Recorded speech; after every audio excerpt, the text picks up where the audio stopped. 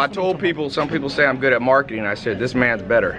Well, that depends on who you ask. My opinion. See, there you go. I think you're the marketer of 1 and 2017. 2, and now they make you one and me one.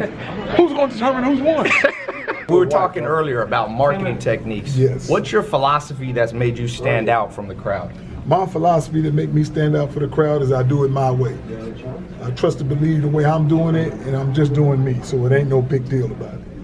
So when people throw hate at you, what's the proper response for somebody listening? The proper response for somebody listening is, as long as they don't stop you from doing what you do, don't worry about it. What if they have haters? If they're going to have haters.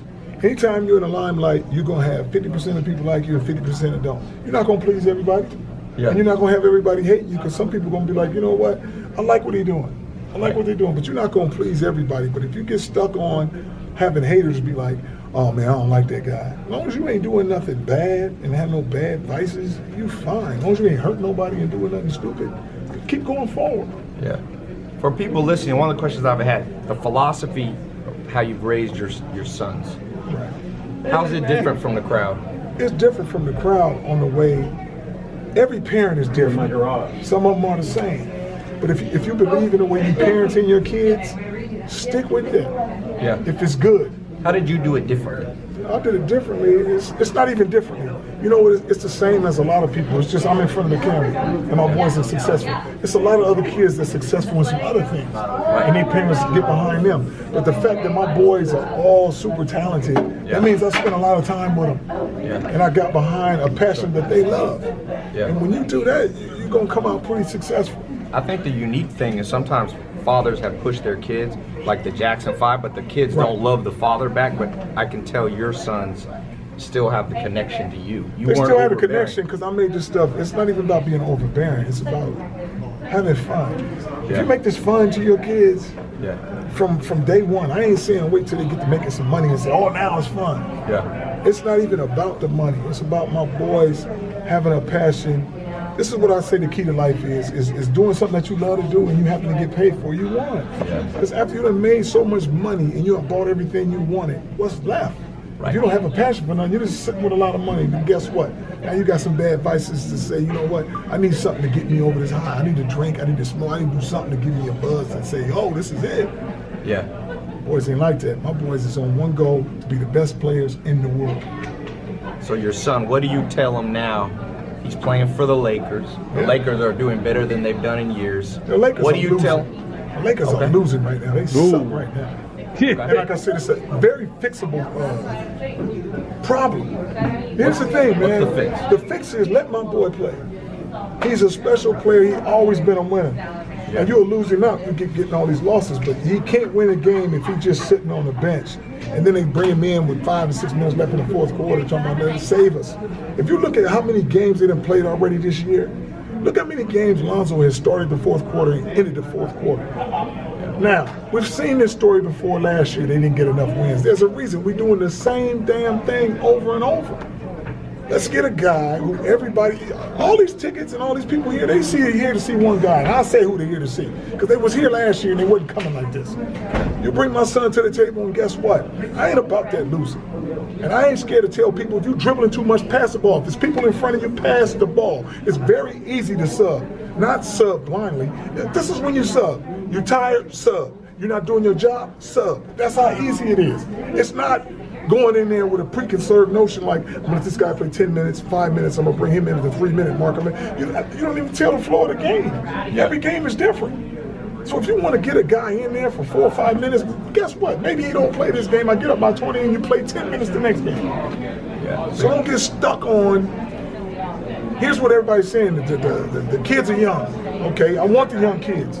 You give me a bunch of young pros, my record be better than this on the fact that I'm 50-something years old and I know the game. But if you got some guy 30, you maybe not experienced enough. Maybe stop talking about the players are so young, and maybe it's the coaching experience is young. Yeah, nobody don't want to say that, but I'll say it because I'm 50 years old and I know the game. You give me those guys and I guarantee you they'll be in a much better position than this is, because you're not playing the guys, you're not getting the best out of a lot of people. It's just like you get you a Rolls Royce, man, and you go have a 10-cent dude tune it up. It's gonna look like a beautiful car. The Lakers are a beautiful franchise. it just, if you don't have the right spark plugs in that thing, this is a waste. You just got a bunch of young kids running loose. You don't know how to get the best out of none of them. Yeah. Because this system right here is not getting the best out of Zoe. He can make every pass on the court. He can make everybody effective. But when he takes off and you want to play fast, if I look back and I play, let's say I got my boy playing a game. If I got 4 people behind him, all 4 of y'all coming out because you ain't running fast enough.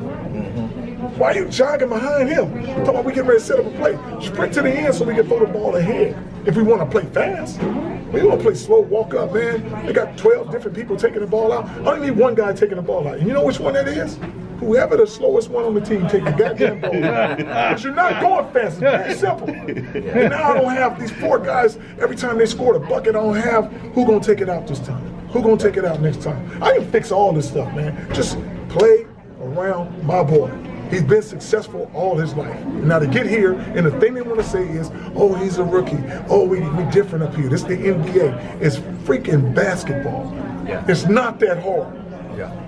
Sometimes less coaching is the best coaching. You think they're overthinking it? Just let them play. They're overthinking it. It's not even about just letting them play. Sometimes you got to tell guys that you don't want to tell, hey, stop all that goddamn dribbling and trying to do your move. I know that you made 4 buckets in a row, but it's going to play on in the game. When you're trying to go one-on-one, you're going to lose. And if you got 3 guys on the court that are scorers, they're going to go one-on-one and you're going to lose because there's no more team flow.